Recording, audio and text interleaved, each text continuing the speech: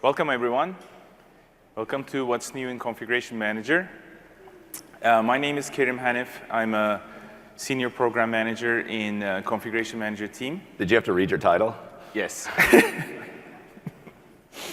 And I have been working with the team for over 5 years. And before then, I was in VMM, actually, in System Center again. And in my areas are mainly content management, updates and servicing channel that we did in current branch, and amongst many things. And I'm Jason Giffens, Program Manager Lead on the Config Manager team. I've been at Microsoft for about 12 years, 8 years before that in IT. Actually started my life, or my IT life, on SMS 1.2 in 1997. And nearly 20 years later, I'm on the product team. And it's been, honestly, probably the most exciting 2 years of my career, and the most exciting 2 years of the product life cycle, with the servicing updates, our bridging strategy to modern management, all the new capabilities we put into it, Windows 10, on and on and on. And that's really going to be the focus of our presentation today, is just going over what's new in Config Manager, what we've delivered, where we're going. And by the size of the crowd, which is phenomenal, I can see why we have 44,000 tenants on current branch, because it looks like there are about 2,000 people in the room, if not more. So thanks for coming. So we'll jump into objectives here. First off, we're going to talk about themes and directions. You've probably heard a lot about the co-management strategy this week, bridging that path to modern management, or one of the bridges to modern management. We'll get into that a little bit. We have some very special guests here with us today. It's to hear the voice of the customer. We did this in a Tuesday session, and that worked really well when we had Joseph from Avanade join us on stage. So we're going to try to repeat that today with the guest participation of Royal Bank of Canada. A couple folks there to talk about their journey, their partnership with us, how we've worked well together. We're going to go to understanding some of the new features of Config Manager. That's where Kerim's going to take over, because he knows them better than I do. I just basically get up and talk at big events like this, and they do most of the work. And then helping customers upgrade to current branch. Some of the things to think about if you're not on current branch, or if you are, how to stay current. And finally, driving the adoption of how we're helping driving the adoption of Windows 10, Office 365, EMS, and Azure. So let's go through some of the themes. The first one is really one of our big announcements this week. It's really about the bridging strategy that we're developing in partnership with our co-engineering team of Intune to help create a path to move from traditional to modern management. There are many ways to get to modern management. You can go straight there. You can supplement your application estate with VDI type solutions, and we feel we've added another clear path to start making the transition to modern management. And that's not at the expense, and trust me on this, that is not at the expense of any investments or any decrease in investments in Config Manager. We will continue to iterate. We will continue to provide current branch releases, because that is the foundation, as you probably heard Brad mention, of 100 million PCs managed by that solution. So that there is no end of Config Manager implied in that statement. It is simply a starting point now, or building a bridge to start thinking about and moving some of your moving your population of Windows 10 to a modernized world. It's a modernizing theme. The other key piece we want to talk about are really our investments in a holistic security portfolio. And that's beyond really the security features in Windows 10, and those are great features, but just how we think about security generally, and where Config Manager comes in, and how to think about it as a security tool, the investments we're doing in the areas of security for both Windows and Office. The ease of adoption.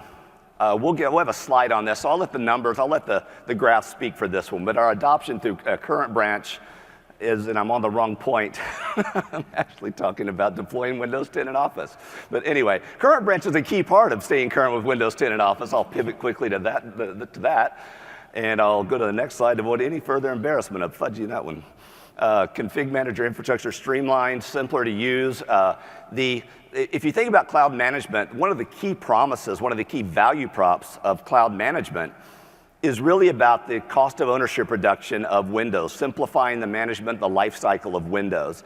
We're also taking a TCO reduction or cost of ownership reduction angle on config manager itself, through adding such capabilities as peer caching, which Karim works on, and reducing the size of the config manager footprint, adding high availability, making it Azure hostable. So we continue to look at ways to streamline your config manager environment as it continues to deliver these key management capabilities over time on Windows 10, but for both Windows 10 and Office.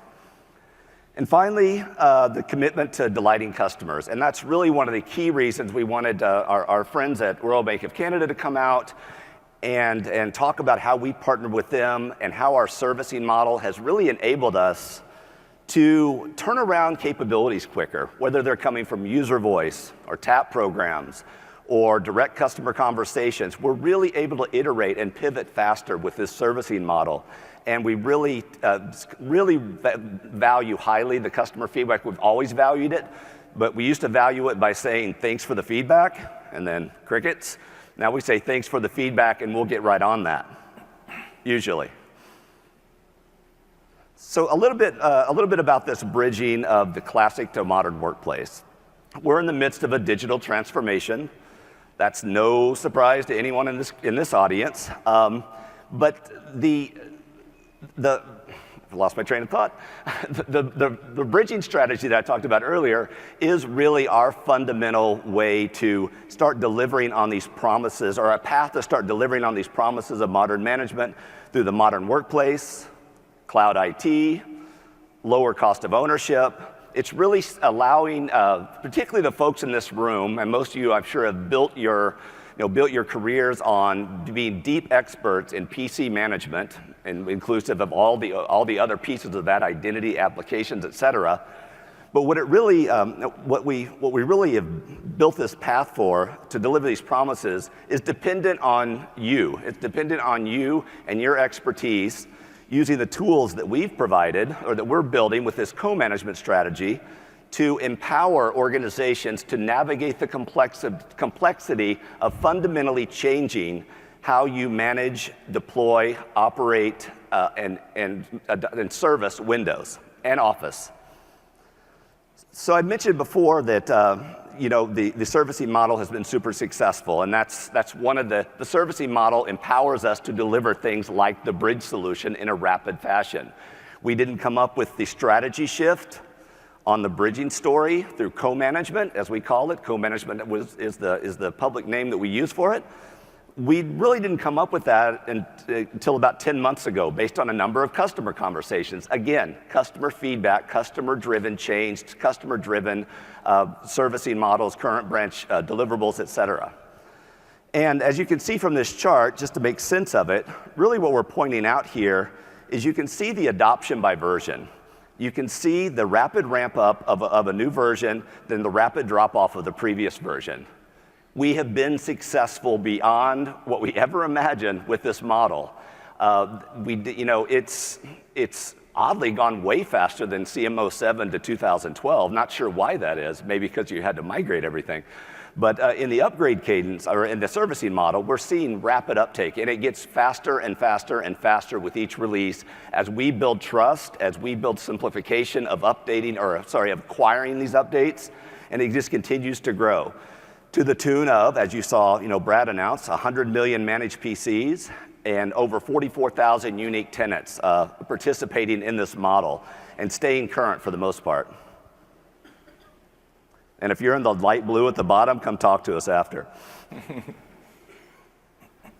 So back to the challenges, the challenges of moving to modern management and why staying current with Config Manager, getting on board with this co-management strategy is so important, is that there have been inhibitors. There have been inhibitors to adopting the modern management strategy, cloud management strategies. And and customers aren't realizing all of those benefits, the modern IT, the cloud analytics, the cost of ownership reduction. Even though we've done significant investments in these areas across Windows, Office, Intune, Identity Service, Azure Active Directory, the uptake has been slow. And so when we step back, when I pointed back to like 10 months ago when we pivoted on our strategy of, rather than, eventually go from Config Manager to Intune or AD to AAD, and we stepped back and we looked at what's stopping the customers from moving. So first and foremost, we saw feature gaps. These are the ones we can most easily engineer our way out of. We can close gaps in technology through development. We can get there. By feature gaps, I'm talking about support for Win32 applications or group policy transitions to modern MDM policy. Those are the most addressable from a backlog engineering process, program management perspective. The other three, however, are not things we could easily engineer our way out of, and this is where we got stuck. So the second on the list here, which we've termed the monolithic one-day problem, is based on, I can't tell you how many conversations I had going into customers, and they would have an XY axis chart, and they would have traditional management dropping over time and modern management going up, but the X-axis had one key problem. It had no dates. It was an aspiration, but it wasn't a project plan. And so what we constantly heard is, oh yeah, we're bought into modern, one day we'll get to modern, and then the next time we talk, one day we'll get to modern. One day never got there because people had to do their day jobs and keep the IT organization up and running, secured, productive. And it was just hard to make that transformation or identify all the pieces you needed to do to even make that transformation. The third one is with the decades of Windows in the enterprise, with the coming of Active Directory, Config Manager being the predominant management tool, partner and homegrown solutions deeply interacted with those capabilities or with those solutions. And through those integrations, you ended up getting things like application lifecycle management tools, asset management tools, really building on the open API set to fill gaps that weren't native to the products themselves, and to really address those and empower IT to be successful in workloads that weren't optimized in the core Microsoft pieces that did those functions. And so those became embedded in the enterprise and further increased this ecosystem, this mesh of things that really entrenched the traditional management style. And then the last thing, and we saw a lot of this out of telemetry, of all of our Win 10 clients that were coming into Config Manager Current Branch, they were most always domain joined and SCCM agent managed. Well, of course, SCCM agent managed, or we wouldn't have them in telemetry, but also domain joined. And what we learned is customers were just managing Windows 10 like they manage Windows 7, because that's how their processes work, that's how they did things. It was much culture, process, understanding, comfort level as it was the technologies being delivered. So how do we solve that? So we introduced co-management. I won't go too in-depth into it. I say that, and then I'll talk about it for 10 minutes, but I'll try not to go too in-depth into that because we did a whole session on that Tuesday morning at 9 with folks from Windows. It's really about a practical way to migrate over time. And I want to stress, it's not the only way to get to modern management. There are other ways. You can, hardware refresh cycles. You can bring in, using autopilot, bring new assets in, and just start life in modern management. Certain parts of your organization may be perfect for modern management because they never come in the office. They have a limited application stack. They don't necessarily have the deep security posture that some of your high-value assets have. And so there are other ways to get there. This is just another tool. This is a tool in your toolbox to use the knowledge that you have, particularly the folks in this room that do PC management day in and day out. Use the migration tools that we're building, or the transformation tools we're building, to make that shift, to drive the change, to drive that transition to modern management, cloud-based management, which is Azure Active Directory, Intune, all the Windows analytics, all the Windows cloud security services, but taking your knowledge and your knowledge of Config Manager, us highlighting the details of your environment back to you through Config Manager, and giving you transition paths to start moving workloads over to the cloud at the pace that's right for your organization. And that the pace that's right for your organization really underwrites that last box on the slide. It minimizes risk. IT is a risk-adverse part of any enterprise because that's just what the job function primarily is about. It's mitigating risk, making users productive, keeping those assets secure, keeping corporate resources secure. And a lot of tools have been built up in the orb or the sphere of traditional management to achieve that. And so we want to give you a way to achieve or start making those transitions, to have the hero moment, to be the drivers of change, using the foundations of Config Manager to make those cloud transitions and not putting your organizations at risk or impacting productivity. So this quote you probably don't recognize because I made it up. So I guess if you make up a quote, then it's my quote. I don't know. But first and foremost, we are committed to partnering with customers, understanding their requirements, and delivering on those promises. And I hope what you see today resonates with our commitment, with our engagement. We talk to customers daily, if not hourly. We have deep tap engagements. We have usually over 1 million clients adopted in our tap releases across 10 to 12 different clients. We are deeply committed to the customer voice, to hearing, not to listening, not just hearing, and we really do want to we really do want to work with you, partner with you to carry this, not just Config Manager, but the future strategies of cloud management and the transformation to cloud management on your feedback, on your voices, and we'll talk a little bit more later about one of our best forums, I should say, for that feedback through our user voice site and how much we have delivered out of user voice, which is directly from the feedback you've provided on solutions you'd like to see, changes you'd like to see made.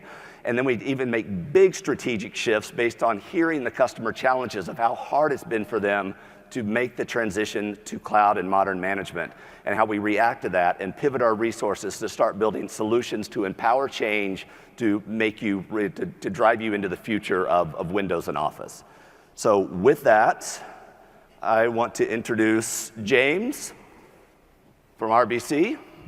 Thank you, James. They're all yours. Thank you, Jason. Appreciate it. Thanks. Good afternoon, Ignite. Wake it up a little bit here. Let's have a little bit of fun. I want to take you on a little bit of a journey. Not a lot of slideware, not going to do death by PowerPoint to you. One slide is going to give you a little bit of an introduction to my bank. Mine, I don't actually own the entire thing. I have a little bit of stock, but I do work there and I have a lot of pride in the brand. And second one I'm going to pop to in a second is just a little bit of a bio on me, so you have some idea who you're talking to. And that's it for the PowerPoint. So let's have a conversation. And I'm going to walk you through a piece of brain damage that Jason had to go through. Jason came into my office one day and said, "We're trying to solve a problem. Help me understand what it is." And I said, "Well, Jason, it's kind of like this. We are living in the third generation of technology. And let's just level set on what that third generation actually means to us. Generation 1, 1960 to 1990, the era of the run. We answered a really simple question for every business out there: stocks, bonds, sell cars, make ice cream. I don't care. The business asked us as technologists one question: how do I run my business on IT? And we answered that question. Mainframes, mini computers, SNA networking. By about 1990, every business around the world, IT was an integral part of that business. So as soon as we answered the question, they changed it. You can run my business, aces. Can you scale my business? From about 1990 to 2005, it was the era of scale. And we developed a whole bunch of scaling systems, distributed systems, IP networking, service-oriented architectures, the SAN, NAS infrastructures, all of these things designed to scale the business rapidly, cost-effectively. By about 2005, the business says, you can run my business, you can scale my business, aces. And they changed the question again. And the question became, how do you change my business? Well, at least in my religious tradition, we say that God created the world in 7 days, but he didn't have an install base. We have 35 years of sedimentary technology with all of this goop wiring it together that makes it really difficult to push change in. And this is where we start seeing cloud introduction, the API agenda, and things like that. Now, fool me once, shame on you. Fool me twice, shame on me. My business changed the question twice. And so I'm pretty sure that when I give them this beautiful, change-driven, architected environment, they're not going to stop asking questions. They're going to ask another one. And the next question they're going to be asking me is, how do I run my business at the speed of my data? Cognitive, AI, data-driven architectures and technologies. So that's the landscape we're living in. We're trying to build Generation 3 systems, change-driven architected systems, and they are really characterized by a really simple phrase: on-demand, self-service, as a service, and automated. Those are the things that we want to get at. So I'm on a mission inside my organization to try and work with all of my IT partners to move the bank over the hurdle from Generation 2 into Generation 3 in this change-driven architecture. Jason got all that about that fast. And he's sitting back going, why do I care? Help me out with this. And I said, well, I want to look at my end user space.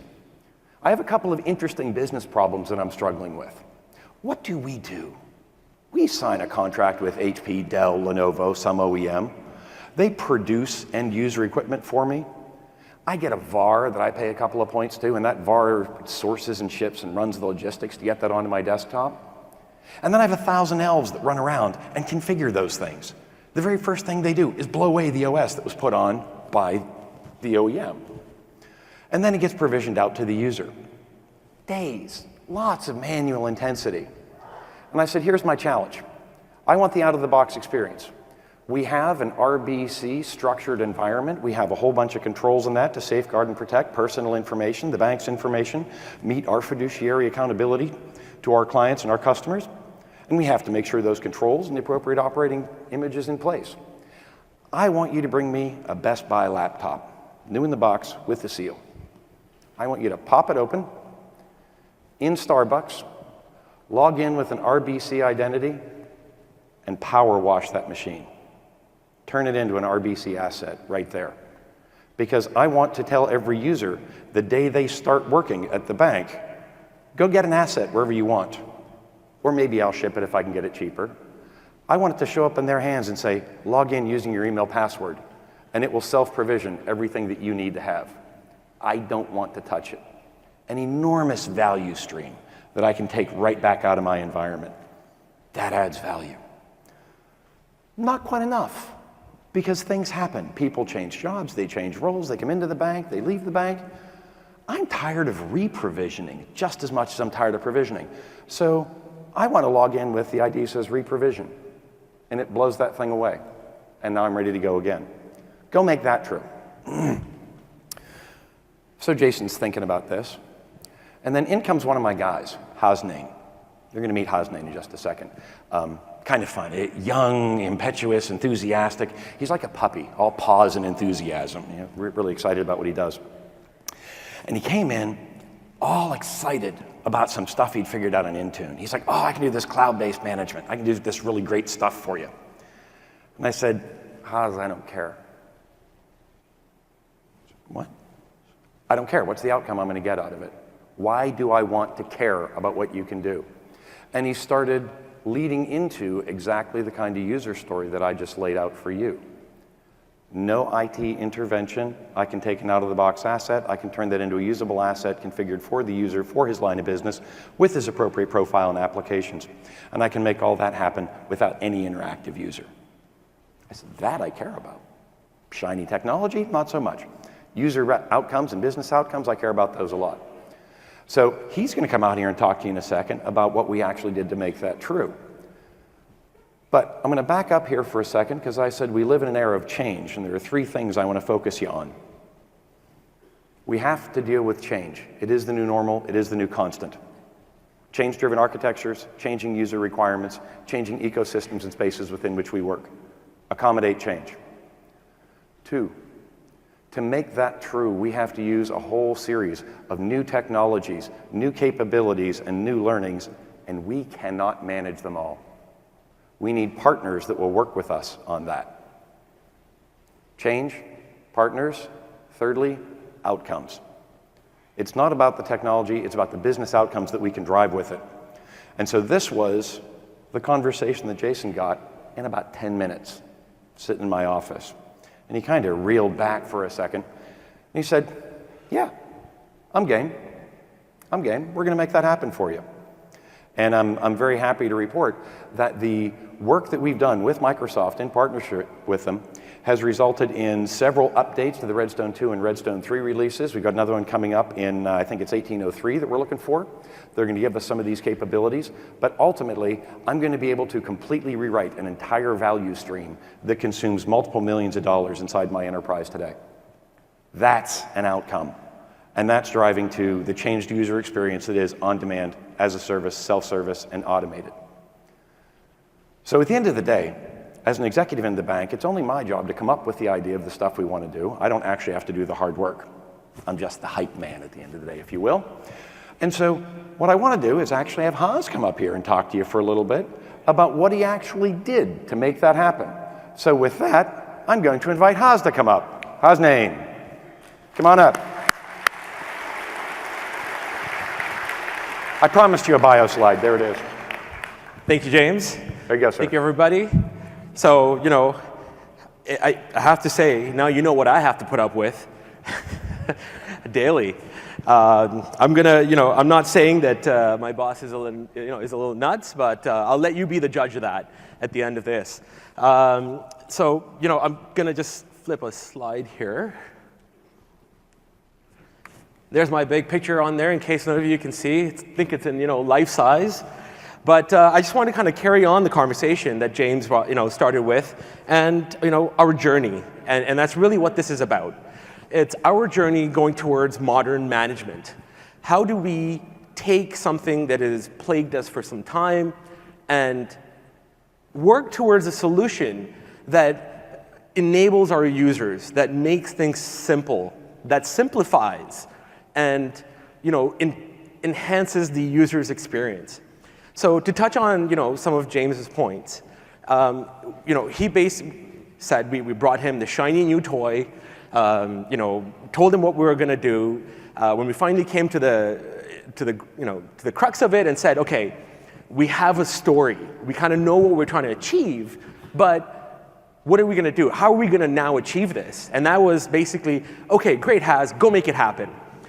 And, you know, as everyone here, I'm sure, knows, that's so easy, especially in an enterprise-style, you know, environment that has had lots of years of growth and change to make sure that you're holding that security posture, you're holding, you know, DLP, and at the same time keeping the experience, the consumer experience or the end user's experience, fantastic.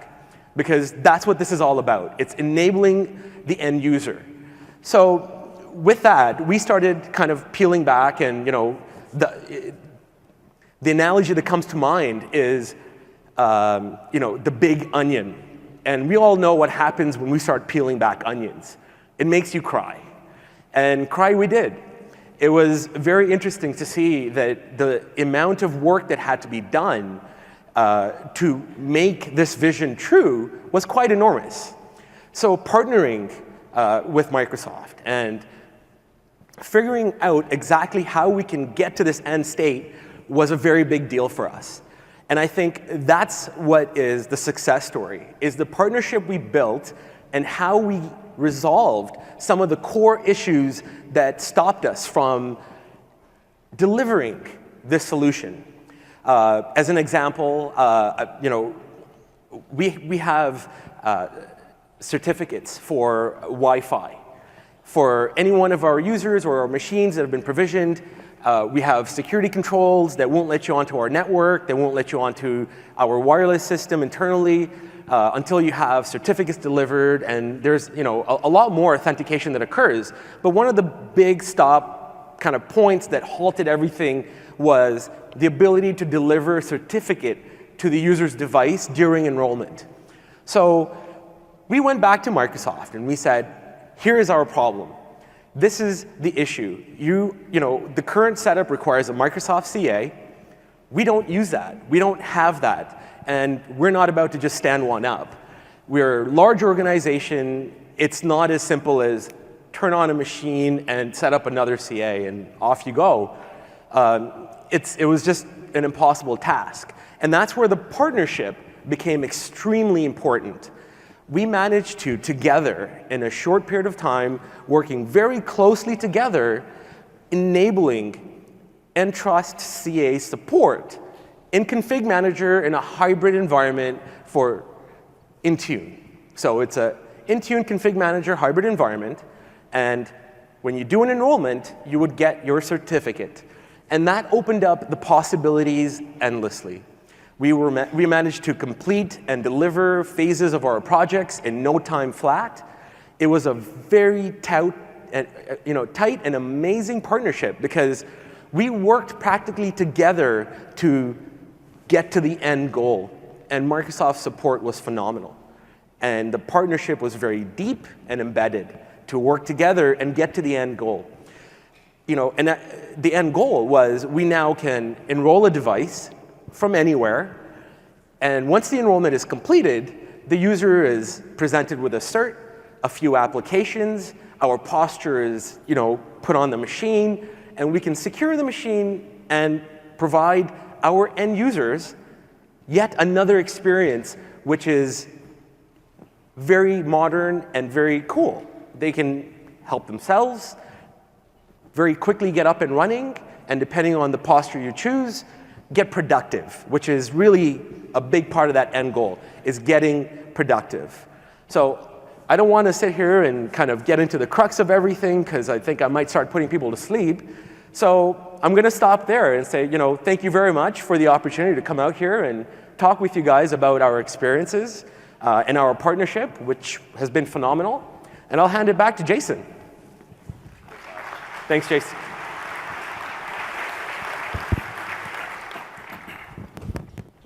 Okay, so what I want to build off of, what the Royal Bank of Canada folks were talking about. First off, being a bank, financial organization, security challenges, regulatory challenges. So if a bank can start this transformation, I think everybody can start doing this. To kind of go into a little more detail about what Hosnain and what's the other guy? James, just kidding. And actually, speaking of James, I'm not going to tell you what he actually called me in his office, but I'll leave that up to a side story. So what they, that really, you probably discerned, it's really that autopilot experience, that getting out of imaging. That's one of the huge value props of the autopilot out-of-box experience. Getting the PC into the hand of the users. And this is really this infographic that just describes that whole journey of self-service deployment, proactive insights, always up to date, ending up in a simplified management model with modern management. But the challenge, and it was exemplified by us working with RBC and some of the challenge they face based on the market segment they're in. The challenge here is we didn't have, without the co-management path in place here, you have the only direct path from autopilot to this state is, or the only path in autopilot is to a pure modern state. And for organizations not ready for the full modern state, it compromises their ability to uptake autopilot the way that you could take it to get out of the multi-million-dollar cost of imaging, depending on the size of the organization. So, working with RBC, working with others, having that co-management bridge allows you to effectively get a system into combination config manager and Intune management. And the benefit of that is that you don't have any deep structural changes to process. You're doing everything the way you used to do it, minus imaging, hopefully, using autopilot, the out-of-box experience to get to this state. But you end up with a PC that is still getting configurations from config manager, but it's also wired to the future through a connection to Intune. And the benefit of this, as exemplified by some of the stories you're hearing from RBC, is that you can start down this path. You can start realizing that end user, enabling the end user, delivering the shrink wrap PC, but still persisting the management style and processes that you use today that your organization is built on, and then over time transitioning those to a modern state from the foundations of SCCM or config manager. And this is just a simple screenshot from Intune to better describe that workflow. So what you saw on that last screen is we pre-configured the SCCM client in Intune as an application. We target it to the appropriate device or user group. That user goes through the autopilot experience. That takes them through a simplified process to get to an authentication screen that is branded by the organization, so it feels like that is the organization's machine. It's getting that from the ID published up to the autopilot service. You probably heard a lot about autopilot this week, so I won't go too deep into autopilot. And then through an Intune enrollment, an AED registration, after the user authenticates, Intune is you're auto-enrolled into Intune, and Intune drops the config manager client down. And what we used to do is we would turn off Intune at that point, and we would break that Intune connection, and SCCM would take over completely. But what we changed with co-management, one of the things we changed with co-management was not breaking that integrity, not breaking that MDM enrollment into Intune when we land the SCCM agent. And so the SCCM agent landed, and you heard the Starbucks reference or the apartment reference from RBC, the user can get productive anywhere. With the cloud management gateway, which Karim will talk more about, that client can talk back to the config manager on-prem services and not even have to be on the corporate network. So that PC can truly start life and be secure and productive without ever touching the corporate network, because it's going through the cloud resources that deliver the SCCM agent that then provide the services, the applications, the security policies, et cetera. And then when all that's landed, the next thing to start thinking about is this onboarding to co-management. And what this is a workload-based movement of the common administrative tasks that you do today to move those over to a modern approach using Intune, but at the cadence that's right for your organization. It's not, while lift and shift may work for some, or the hardware refresh cycle may work for others, or the VDI path may work for others, we built this as yet another path to modern management, built off not just the technology you're using today, but on the deep insights and the experience you have with PC management to take your organization there safely and to drive that change by moving the workload at the pace and the order that's right for your organization. And another thing we're going to do here is provide insights through management insights for forensics on your environment to tell you how cloud ready you are in specific areas. So it's not just a tool to move groups of clients to cloud, it's also your insights and discovery point to identify how cloud ready you are and what changes you could make to start expediting your transition to cloud. So this is a huge piece for us. It's a key investment. And with that, I want to move to the second point, and I talked about our real focus on security. And the one I really want to focus on here, which I don't think got the not applause, so to speak, but the recognition, or maybe it's just our own marketing challenge that we didn't really sell this as much as we should have as a security feature, and that's our real-time script execution feature that came in 1706. So on the heels of the recent malware incidents where you need to react quickly, imagine the capability of running a PowerShell script instantly across hundreds of thousands of PCs and getting instant results back. You could, you could shut down ports, you could configure firewall, you could force a Windows Update agent scan. Lots of things you can do with this capability in real time for that real-time reaction, reactionary to a malware incident, or proactive protection against something else, or just something you want to get out there quickly, a key new application, for example. So that's one of our really great features in 1706. Other things that we've worked on are support for express updates. The cumulative update size has been a challenge in Windows 10 for some customers, and by adding express support, we mitigate some of that size challenge by doing byte level transfer of just the pieces of the update that the client needs from the distribution point. We've extended the perimeter of Config Manager with the Cloud Management Gateway, so it's not a Herculean task to spin up a DMZ environment with PKI and certificate authorities that you have to manage to allow your clients that are often not on the corporate network, which increasingly or more and more are not on the corporate network, if a corporate network even still exists. And you're able to reach those clients. And you're able to reach those clients in real time if you need to reach out to them and force them to do something. Additionally, driving transition to Windows Update for Business. One way to get off the treadmill of trying to keep up to date with the cumulative updates of Windows 10 through upgrading Config Manager to get Express support, upgrading WSUS to get changes there, and just staying on the multi-piece treadmill is start transitioning those workloads to Windows Update for Business, whereby either SCCM or Intune configures policies like deferral rings or when the updates run. And think of it as the group policies for Windows updates. And it configures the clients to execute on a particular time and really implement and forget it. Get out of that micromanaging of every update, because we don't do KB 1, 2, 3, 4, 5 anymore. There's one cumulative update that comes out each month at the same time. And with the Windows Update for Business transitions, since the Windows Update service is always current with the most optimized solutions to deliver updates, like delivery optimization using peer caching, that gets you off the treadmill. And that's one of those items that tie that back to co-management. That's one of those pieces you could start your transformation of right away. Move a portion of your population to have your update policies managed by Intune and stop having them be managed by SCCM and WSUS, and use Windows Analytics Update Compliance Service to check your compliance. Even before that, you could enable telemetry using Config Manager on your Windows 10 clients and enable Windows Analytics Update Compliance to start looking at your update compliance state without making any process changes on how you deliver updates with Config Manager and WSUS. Provides a great oversight service to really drive that denominator. One of the common things we hear is, I don't even know how many clients I'm supposed to be patching.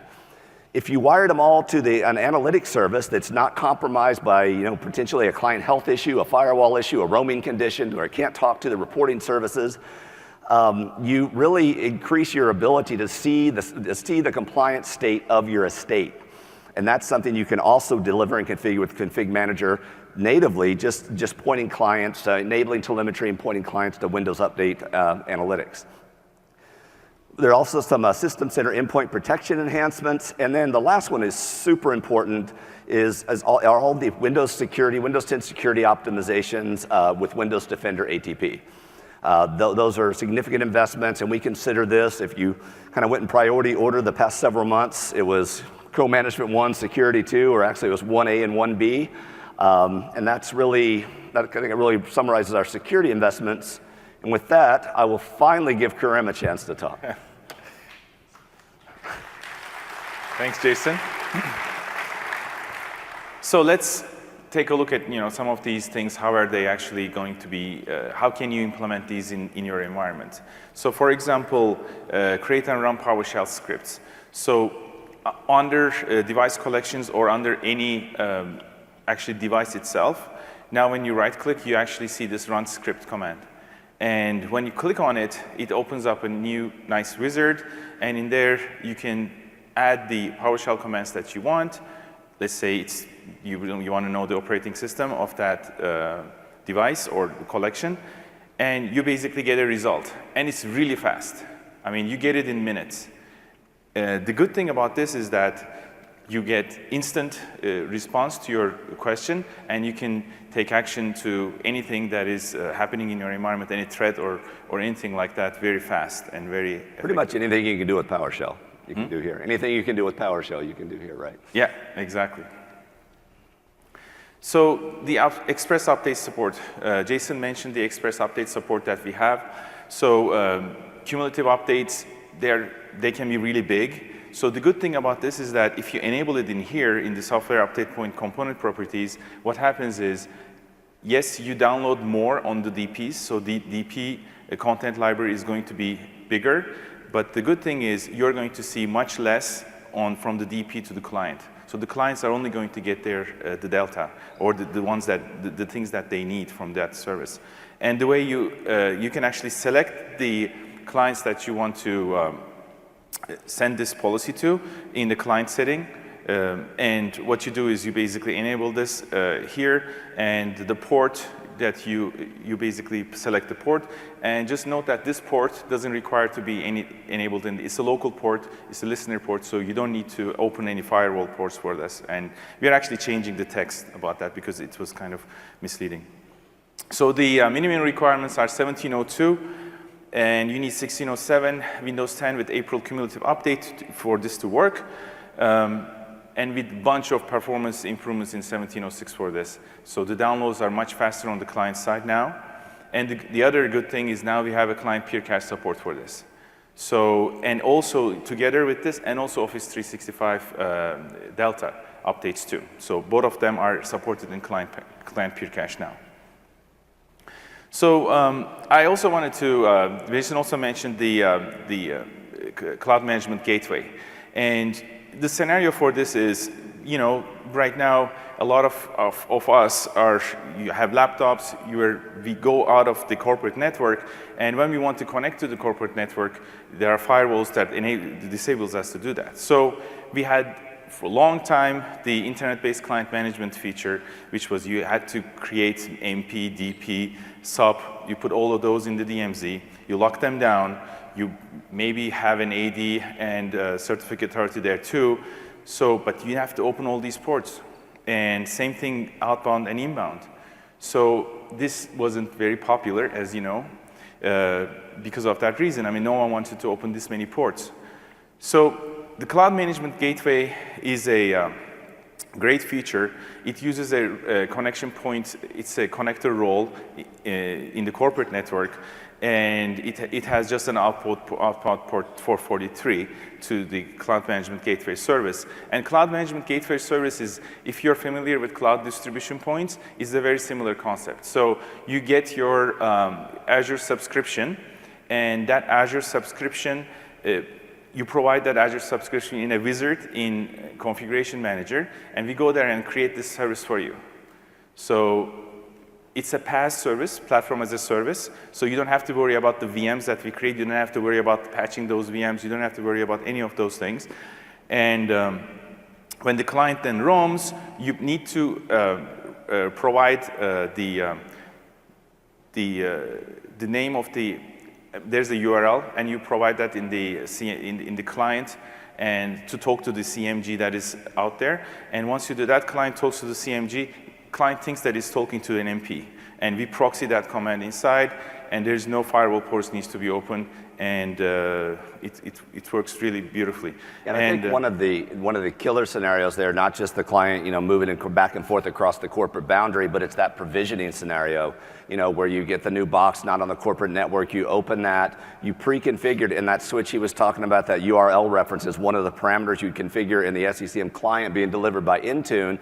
Then we'd use AAD authentication to communicate back to the Cloud Management Gateway at the first minute, the first hour of life of that PC. Yeah. So it's instantly talking back to Config Manager through this much simplified process of the Config Manager, or the Cloud Management Gateway, without having to spin up, you know, huge investment in a DMZ hosted service to deliver the same, if it was even possible, because of the way we changed authentication with our integration into Azure Active Directory at the same time. So, take the two key scenarios there is crossing the network boundary on an existing PC, and then the provisioning piece to get a new PC provision without having to be on the corporate network and not having to re-image it. Yeah.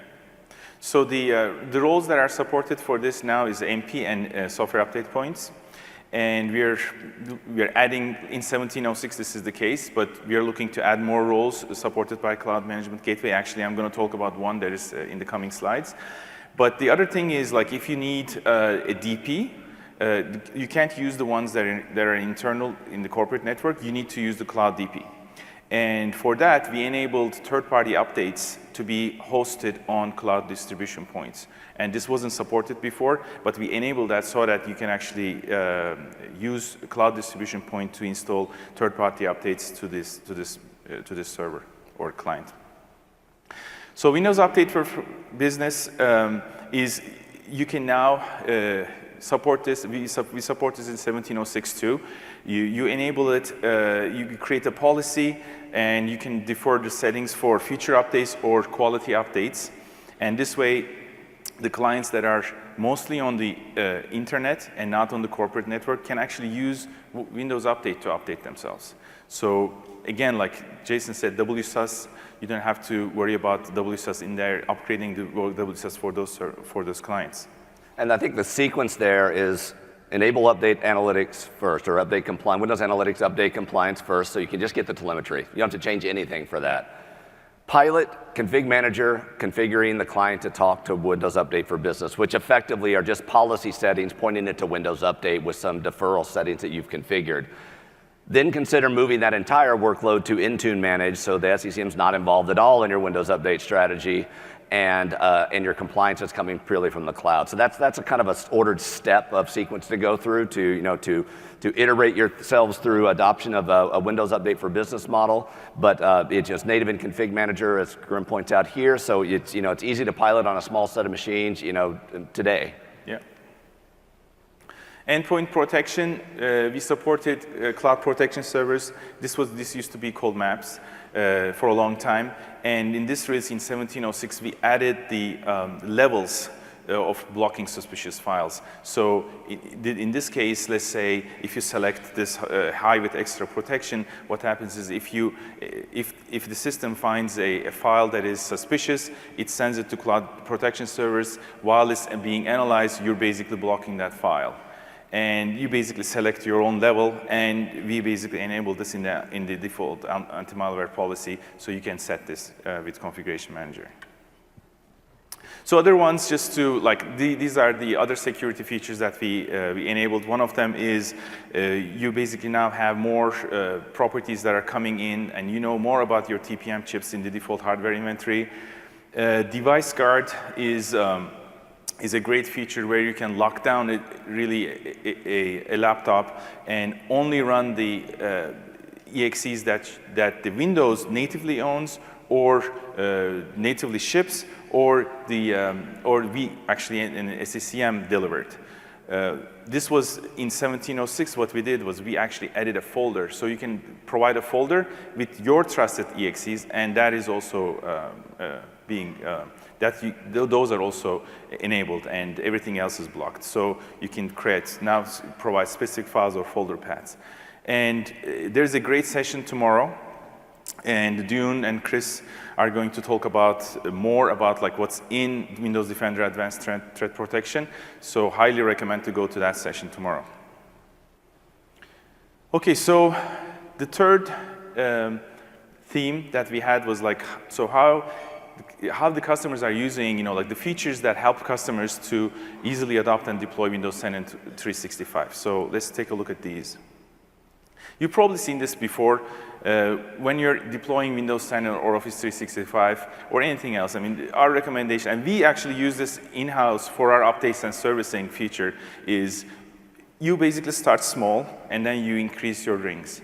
And in this case, this is the recommendation for Windows 10 and Office 365 with configuration. When you're deploying this, keep this in mind.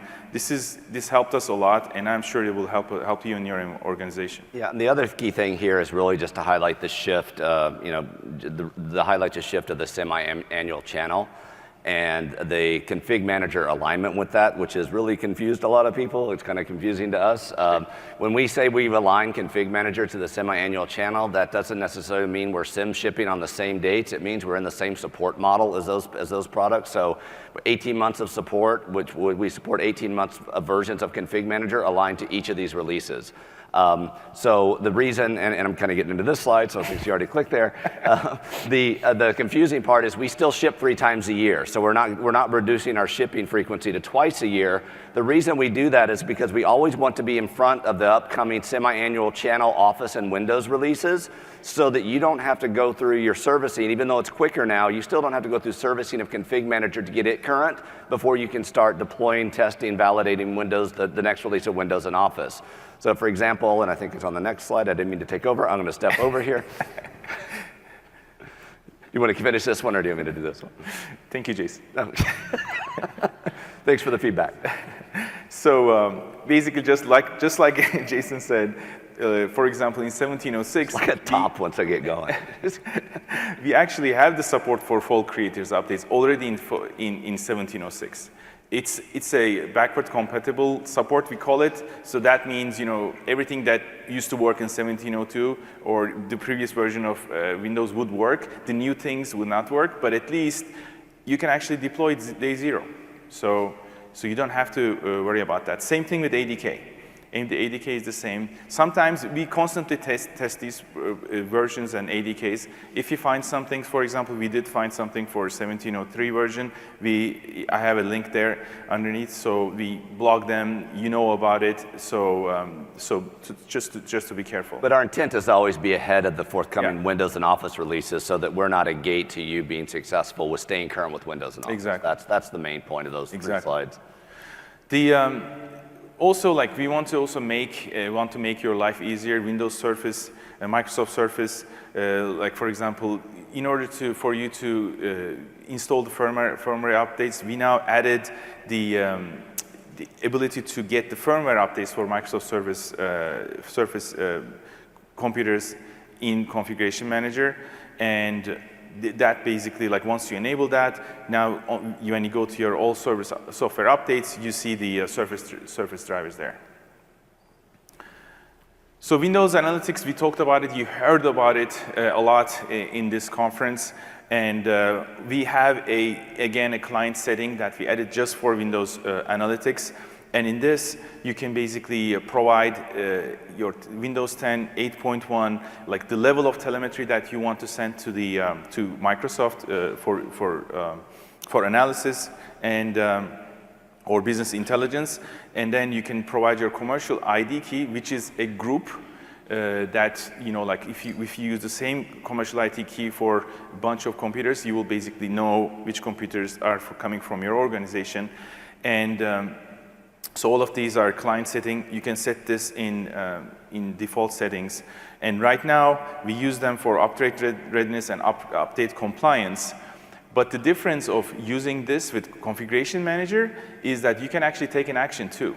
Because you can go to the Windows Analytics in Azure portal and see, you know, all your matrix and upgrade analysis and compliance. But when you see that in the Windows Analytics dashboard in Config Manager, you can create a collection and take an action. So we have actually a link that you create a collection from that selection and right away take an action. So that's the add-on. I mean, that's the advantage of using this with Configuration Manager. And this combined with just enabling or going through the workflow, going through the web to opt into update analytics was that first step I talked about. That's how, with Config Manager, you set the commercial ID, you enable the service, then you go enable the service just to register for the service online. It's a free service. The update analytics and upgrade analytics pieces are, and you can start seeing the data immediately, but you haven't changed anything in how you're delivering the updates. SCCM and WSUS are still patching you. You're just getting your telemetry and analytics in the Windows service. And again, those are free, so try them.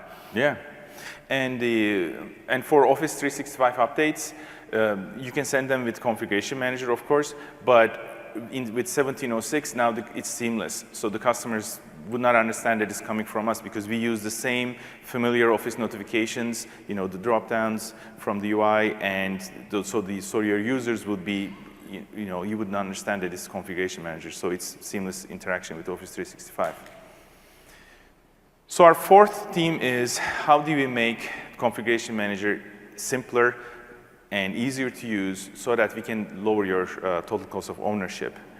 So we are cloud enabling. We added a bunch of cloud services to our product, and they were all under administration and cloud services. And it's mainly like for the Azure cloud services, we saw that most of them are actually using the same information. So we wanted to make that a little bit easier for you. So we consolidated all of them in a one wizard in 1706. So now you can actually create all of them at the same time or one by one. And if you're creating them one by one, then it actually auto-populates the fields that, you know, like afterwards. So it's a very, very nice way to actually consolidate all of those into one. One of the big things in 1610, back in 1610, was boundary group improvements.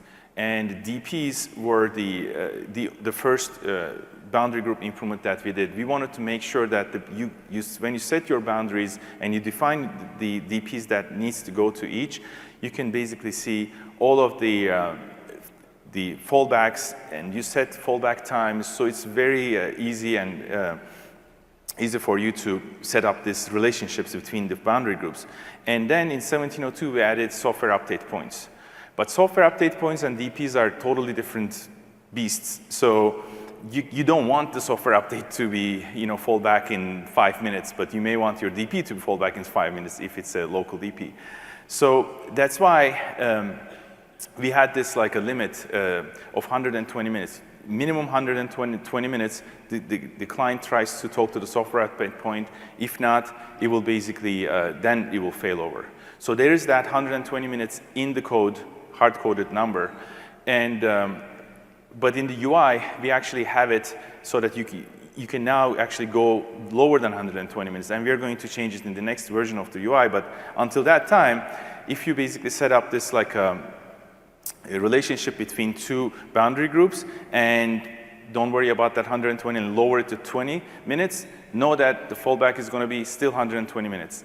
It's not going to change because that's, but if you use it for 150, we will honor it. So it needs to be more than 120. It's just a small improvement, but it's. And you put this in the simplification section? Simplification is for the software update points to. That would be simpler, pointing to Windows Update. Other things that we added are SQL Always On improvements. We added SQL Always On to Configuration Manager, but it was only supporting the synchronous commit mode replica. Now we added the asynchronous too. So now our HA, we are taking a look at our high availability scenarios.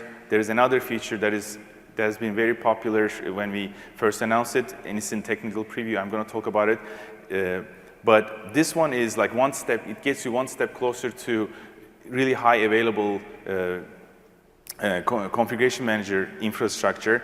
And now with the asynchronous commit mode replica support, now you can use whatever SQL Always On you have, and it would basically work. But it's not recommended for the production level databases. You should use this for backup and recovery cases, the async, at least the async one. Even SQL, when you want to fall back to asynchronous, it basically tells you that you may see some data loss in this case, so that's why we don't support it, we don't recommend it that way. Network access account, now you don't need to use it for client peer cache. It used to be a requirement, and it was slowing the adoption, so we removed that, but other scenarios still need it. OST still needs it, so make sure not to remove it right away. The other thing that is very important to us is updates and servicing, because that is the future that is making customers keeping up to date with Config Manager. And if you keep up with Config Manager, you also keep up with Windows. So it's very important that it works. And one of the things that we were saying was the downloads were sometimes stuck in downloading state, and customers and admins were doing all kinds of things, and you see it in the forums, and they were trying everything to get rid of that situation, and they were sometimes doing some unsupported things. So we wanted to stop that, so that's why we created this reset tool. So if it's in downloading state, you can run this tool, and it will just reset it, and it will just download it again, it will restart. So that is, hopefully will help you if you're in that situation. TLS 1.0, again, a security feature. So now we have a support document to enable TLS 1.2. So we added that. WinP versions, like when you're keeping up to date with Windows 10, you also need to update your boot images. But it's sometimes a pain. So right now, if you update the ADK and then update Configuration Manager, we update your boot images automatically. So you don't have to do anything. If you update Configuration Manager first, and then you forgot, oh my God, I didn't update my ADK, then you can do that, but in the deployment setting, we actually have a checkbox, and it will update your WinP images in the boot images. So that has been a big user voice item, actually. We added another role, data warehouse, for historical reporting. And it's in 1706 production. We took it out of pre-release, and you can push data to this daily or weekly, and for up to 3 years. And with these reports, you can see the historical data. So I think we have like 7 reports. We are adding more, but you basically see a historical data. That's another one. Another huge thing we did in 1706 was accessibility. Whole Microsoft was, doing this accessibility features, and we had some visually impaired SCCM admins, and they were not being able to use the product, and they were about to lose their jobs. So with these changes, we added a lot of shortcuts, the reader improvements. So, and we got some really good feedback from them saying that they're back on job. They can actually do a function in their organizations. So Jason mentioned user voice. So this is one way that we are getting feedback from customers. Other ways are in conferences like this or TAP programs. But this is like all our engineers look at this daily. And if you go there, the link is underneath, Configuration Manager User Voice. There are over 2,000 ideas. There are all kinds of ideas. Most of them are in OST section. And the ideas are, it doesn't have to be a lot of votes to be implemented. So there's an idea that got one vote that got implemented. There's an idea that got like 1,500 votes that got implemented. So it doesn't matter. So just please use that and put your ideas there. The CMG, like Cloud Management Gateway, boundary improvements, they all came from there. And some more, just to give you an example, small things, but collapsible task sequence groups, like hiding the task sequence processor. If you don't want the user to see something, you can hide it. All came from there.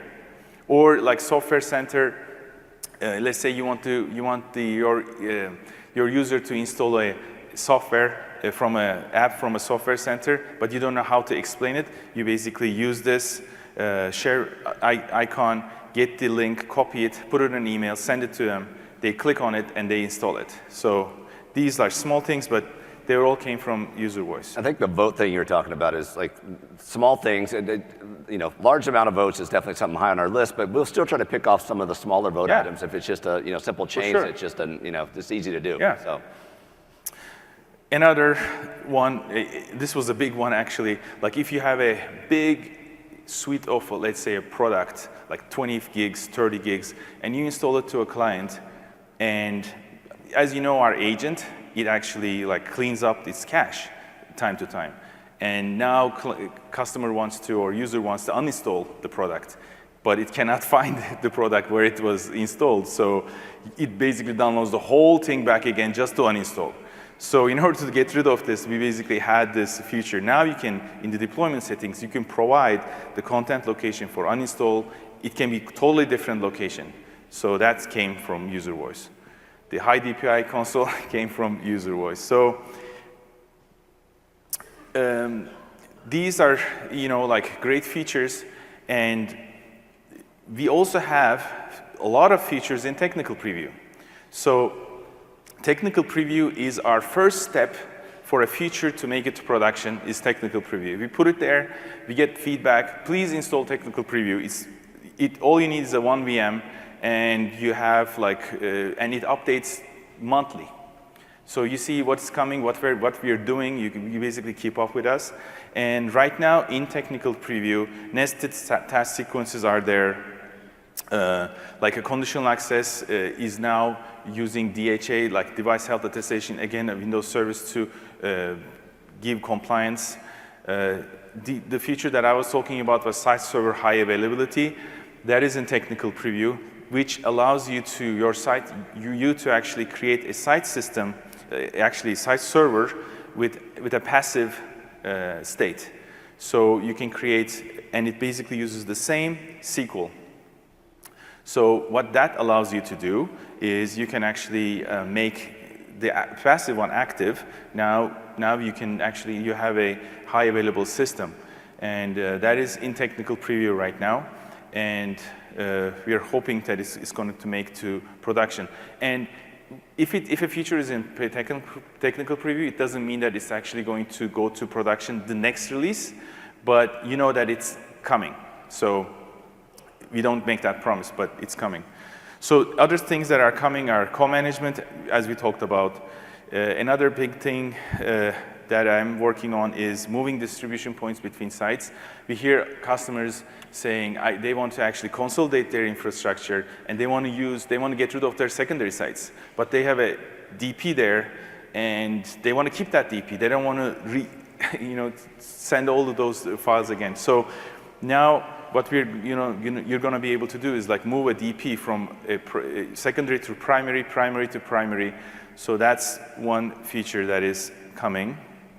Software Center, if now the laptop moves to the internet and now it's trying to install an app from Software Center, Cloud Management Gateway doesn't support it right now, but we're going to add support for that for Cloud Management Gateway so that they can actually download it, the app. So the last one is you can actually have a lot of extensions that you're extending the Configuration Manager UI, and those extensions, everyone loves our admin console update experience. Like whenever you upgrade Configuration Manager, the console upgrades automatically. So we want to do the same thing for extensions, for third-party extensions, so they upgrade automatically. So, and one thing I wanted to add there before you click through is the management insights. I didn't touch too much on this, but the intent behind that is that is an interface that is really insights into not just cloud readiness, but also the intent of that is a framework that we can drop rules into at any point, not necessarily even tied to a GA release or a servicing release, but we can drop rules down to give you insights into improving your own implementation of Config Manager, identifying unused boundaries or distribution points that aren't ever servicing content, or just some capabilities there that really let you start, trimming down the overhead of your Config Manager implementation. It sounds like a vacuum cleaner up there. I don't know what that is. Do you guys hear that out there? Okay. Last time Skep came up in a presentation, the fire alarm went off, so it's always something. It's you, Jason. It is.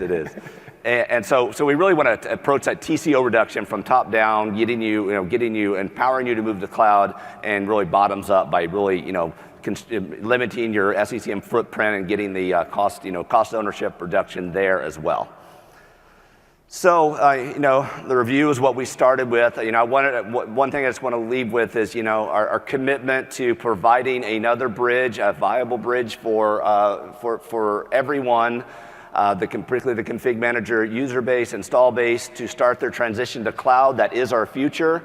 But as you see today, with all the investments in Config Manager, that does not imply we're not investing in Config Manager. With 100 million clients, we will continue investing in Config Manager. Our goal is to drive a path to the future, and we will continue investing in Config Manager as long as customers continue using Config Manager. So that's a key takeaway, and I think all of the stuff that Karim walked through showed our investments, the RBC partnership hopefully shows our commitment to customers and always looking for strategic new ways to empower and enable you, particularly the professionals in this room that have likely, many of you, done PC management for a long time, to make you and your organization successful and not just using our products, but driving to the future of both Windows 10 and Office manageability. So thank you so much.